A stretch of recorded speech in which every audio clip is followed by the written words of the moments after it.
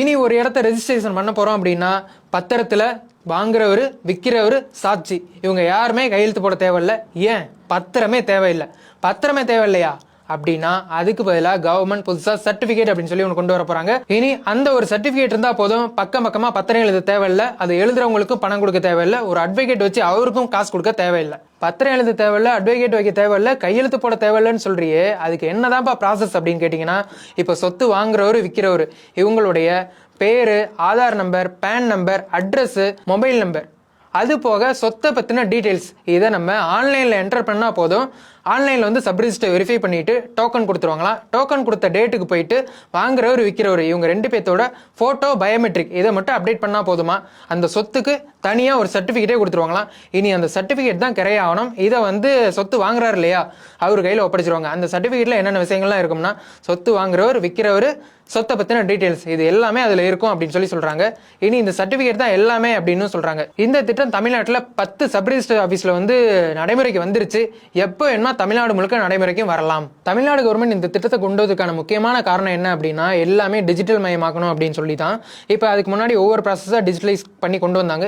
இப்போ இந்த சர்டிஃபிகேட் அப்படின்னு சொல்லி ஒன்று கொண்டு வராங்க. இந்த சர்டிஃபிகேட் மூலமா என்ன கொண்டு வராங்கன்னு நான் நினைக்கிறேன்னா, இப்போ ஒரே இடத்துக்கு நிறைய பேர் பத்திரம் போட்டு ஃபோர்ஜரியா பத்திரம் போட்டு ரெஜிஸ்டர் பண்றதுக்கான வாய்ப்பு இருக்கு இல்லையா. இப்போ எல்லாமே ஆன்லைன்லேயே நம்ம பண்ற மாதிரி இருக்கு அப்படிங்கும்போது, சர்டிஃபிகேட் அப்படிங்கும்போது அதில் ஃபோர்ஜரி பண்றதுக்கான வாய்ப்பு கம்மியா இருக்கலாம். அதுக்காக கூட இதை கொண்டு வந்திருக்கலாம் அப்படின்னு நான் நினைக்கிறேன். அதே மாதிரி கவர்மெண்ட் என்ன சொல்றாங்க அப்படின்னா, இப்போ பத்திரம் எழுதுறவங்களுக்கு ஒரு கமிஷன், புரோக்கருக்கு கமிஷன், அட்வொகேட்டுக்கு கமிஷன், இந்த மாதிரி நிறைய செலவாகுது இல்லையா. இந்த மாதிரி செலவையும் கண்ட்ரோல் பண்றதுக்காக இந்த திட்டம் கொண்டு வந்திருக்கிறதாவும் சொல்றாங்க. ஓகே, இதுக்கு முன்னாடி வந்து ஒரு பத்திரம் எழுதணும் அப்படின்னா ஒரு பத்திரம் எழுதுறவர் இருப்பாரு, அவர்கிட்ட போய் நம்ம எழுதுறதுக்கு கொடுப்போம். அவங்க வந்து டீட்டெயிலாக எல்லாமே விசாரிச்சு பார்த்துட்டு வில்லங்களாம் இருக்குதா அப்படின்னு சொல்லி பார்த்துட்டு அவங்க நமக்கு எழுதி கொடுப்பாங்க. அந்த நம்பிக்கை இருக்கும். இனி நாங்களா போயிட்டு ஆன்லைன்ல பண்ணணும் அப்படின்னா, இப்போ ஒரு சொத்து வாங்கும்போது எப்படி நாங்கள் நம்பி வாங்குறது அப்படிங்கிற ஒரு கேள்வி உங்களுக்கு இருக்கும் இல்லையா. அதுக்கும் என்ன பண்ணணும் அப்படிங்கிறத நானே சொல்லிடுறேன். இன்னைக்கு எல்லாமே ஆன்லைன்லேயே நம்ம எடுத்துக்கிற மாதிரி கொண்டு வந்துட்டாங்க. இது வந்து ஈஸி, இது பட்டா, இது எஃப்எம்பி படம். இது எப்படி பார்க்கறது அப்படிங்கிறத நானே சொல்லிடுறேன். இப்போ வில்லங்கம் எப்படி பார்க்கறது அப்படின்னா, ஆன்லைனில் வெப்சைட் இருக்குது. அதாவது TN Reginet அப்படின்னு சொல்லி ஒரு வெப்சைட் இருக்கு. அந்த வெப்சைட்ல போயிட்டு நம்மளுடைய சர்வே நம்பர் மட்டும் தெரிஞ்சதுன்னா போதும், நம்மளுடைய வில்லங்க சர்டிஃபிகேட்டை எடுத்துக்கலாம். ஓகேவா. ஸோ இப்போ வில்லங்க சர்டிஃபிகேட் அப்படிங்கிறது இப்படி தான் இருக்கும். இந்த சர்டிஃபிகேட் வந்து பாக்ஸாக இருக்கு பார்த்தீங்களா. இப்போ இதுல யாரு கொடுத்தா, அவங்களுக்கு எப்படி வந்தது, அந்த மாதிரி டீடைல்ஸ் எல்லாமே இந்த பாக்ஸ்குள்ள இருக்கும். ஓகேவா. இப்போ இந்த சொத்து வந்து இவங்களுக்கு யார் பேர்ல இருக்கு, இப்ப யார் பேர்ல இருக்கு, இவங்களுக்கு எப்படி செட்டில்மெண்ட் மூலமா வந்ததா, ஒயில் மூலமா வந்ததா, அல்லது கிரை பத்திரம் போட்டாங்களா, சரி இப்ப இந்த சொத்தை வச்சு இவங்க கோர்ட்ல கேஸ் எது நடந்துட்டு இருக்குதா, அல்லது பேங்க்ல அடமானம் வச்சு பணம் வாங்கியிருக்காங்களா, இல்ல கைமாத்தா யாருனாச்சும் பணம் வாங்கியிருக்காங்களா சொத்தை வச்சு, இந்த மாதிரி மொத்த பிரச்சனையும் மொத்த டீடைல்ஸும் இந்த வில்லங்கத்தில் நம்ம பார்க்க முடியும். இந்த வில்லங்கம் எப்படி பார்க்கறது அப்படிங்கிறத டீடைல்டா ஒரு வீடியோ ஆல்ரெடி நம்ம போட்டிருப்போம். அதுக்கான லிங்க் வந்து டிஸ்கிரிப்ஷன்லயும் ஃபர்ஸ்ட் கமெண்ட்லயும் கொடுக்குறேன். அதை பார்த்து டீடைலா தெரிஞ்சுக்கோங்க. அடுத்ததா பட்டா அப்படிங்கிறது இப்படிதான் இருக்கும். இப்போ நம்ம இந்த பட்டாவுக்கும் தனி வெப்சைட் தமிழ்நாடு கவர்மெண்ட் கொடுத்திருக்காங்க. இ-சர்வீசர் அப்படிங்கிற வெப்சைட்ல போயிட்டு நம்ம சர்வே நம்பர் போட்டோம் அப்படின்னா பட்டா அப்படிங்கிறது டவுன்லோட் ஆயிரும். இந்த பட்டா இப்ப யார் பேர்ல இருக்கு அப்படிங்கறத இதை வச்சு நம்ம கண்டுபிடிச்சிக்க முடியும். அதாவது சர்வே நம்பர் எல்லாமே இங்க காட்டும், எவ்வளோ இடம், இந்த மாதிரி மொத்த டீடைல்ஸுமே இந்த பட்டாவில் வந்துடும். அது பட்டா மட்டும் இல்லை, பட்டா, சிட்டா, எஃப்எம்பி படம் அப்படிங்கும்போது இந்த மாதிரி தான் இருக்கும் எஃப்எம்பி அப்படிங்கிறது. ஓகேவா. இங்கே பார்த்தீங்களா மேப் மாதிரி இருக்கா. ஸோ இந்த மாதிரி ஒரு விஷயங்களையும் நம்ம சர்வே நம்பர் கொடுத்து இ-சர்வீசஸ் அப்படிங்கிற வெப்சைட்டில் நம்ம டவுன்லோட் பண்ணிக்க முடியும். அதாவது பட்டா டவுன்லோட் பண்ணுறோம்ல, அதுக்கு கீழே போய் பார்த்தீங்கன்னா எஃப்எம்பிக்கான டவுன்லோட் ஆப்ஷனும் இருக்கும். அது மூலமாக நம்ம எஃப்எம்பி படம் டவுன்லோட் பண்ணிக்கலாம். நம்மளுடைய எல்லை விவரங்கள் எல்லாமே இதில் இருக்கும். இதை பார்த்து நம்ம தெரிஞ்சுக்கலாம். இதெல்லாம் போக பத்திரம் அப்படிங்கிறது இப்பதான் கிடையாது, இனிமேட்டு தான் சர்டிஃபிகேட் அப்படிங்கிறது கொடுக்க போறோம் அப்படின்னு சொல்லியிருக்காங்க. ஆனா இதுக்கு முன்னாடி எல்லாமே பத்திரம் அப்படிங்கிறது இருந்திருக்கும் இல்லையா. ஸோ ஒருத்தர் இருந்து நம்ம சொத்து வாங்குறோம் அப்படின்னா அந்த சொத்துடைய தாய் பத்திரம் முதற்கொண்டு எல்லாத்தையுமே நம்ம கலெக்ட் பண்ணி வச்சுக்கணும். அவங்க பேர்ல தான் இருக்கா அப்படிங்கிறது சரி பார்த்து வச்சுக்கணும்.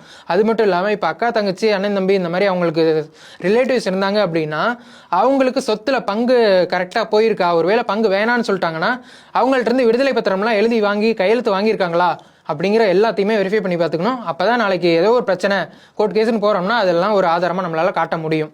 சரி, பட்டா, சிட்டா இந்த மாதிரி விஷயங்கள்லாம் பார்க்கணும் அப்படின்னா சர்வே நம்பர் அப்படின்னு சொல்லி ஒன்று தேவைப்படும். இப்போ சர்வே நம்பரே எனக்கு தெரியல, அந்த சர்வே நம்பரை வாங்கணும் அப்படின்னா புரோக்கர்கிட்ட பேசணும், புரோக்கர் ஒரு கமிஷன் கேட்கறாரு அப்படிங்கிற பட்சத்தில் ஒருத்தர் இருந்து லேண்ட் வாங்க போறீங்க அப்படின்னா அந்த இடத்த நீங்கள் ஈஸியாக கண்டுபிடிக்கலாம் சர்வே நம்பர் முதற்கொண்டு. ஓகேவா? அதுக்கு உங்கள் மொபைல் ஃபோன் இருந்தால் போதும்.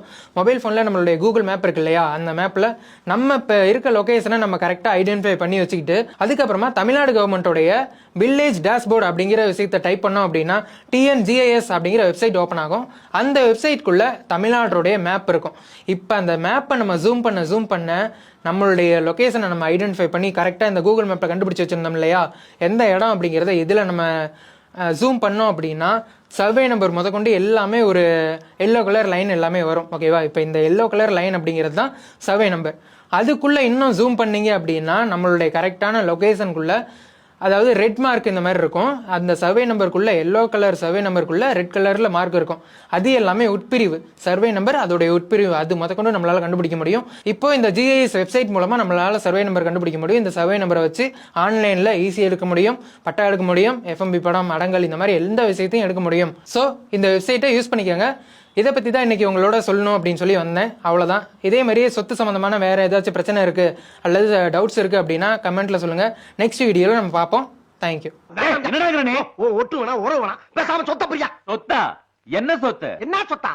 பொள்ளாச்சியில 80 ஏக்கர் இருக்குல்ல, அதுல 40 ஏக்கர் நீங்க வச்சுக்க, 40 ஏக்கர் என் கையில கூட போய்கிட்டே இருக்கேன்.